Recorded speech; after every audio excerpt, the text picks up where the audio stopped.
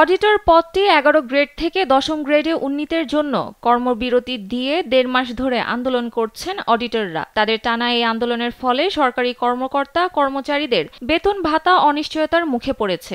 এ নিয়ে সচিবালয় সহ বিভিন্ন মন্ত্রণালয় ও অধিদপ্তরের কর্মকর্তাদের মধ্যে চলছে বিভিন্ন আলোচনা। রাষ্ট্রপতি, প্রধানমন্ত্রীর কার্যালয় সহ ৪৩টি মন্ত্রণালয়, বিদেশে অবস্থানরত মিশন, সরকারি বিভিন্ন প্রতিষ্ঠানের হিসাব, আদালত ও সরকারি কর্মচারীদের হিসাব অডিট করেন অডিটররা। এরপরই মূলত বেতন ছাড় করে অর্থ মন্ত্রণালয়। তবে প্রায় ১.৫ মাস ধরে আন্দোলন এবং কর্মবিরতিতে থাকায় এসব হিসাবের কাজ করছেন না অডিটররা। তবে সরকারি কর্মকর্তারা আশঙ্কা করছেন বেতন ভাতা দেওয়ার ক্ষেত্রে বিপাকে পড়তে পারে সরকার।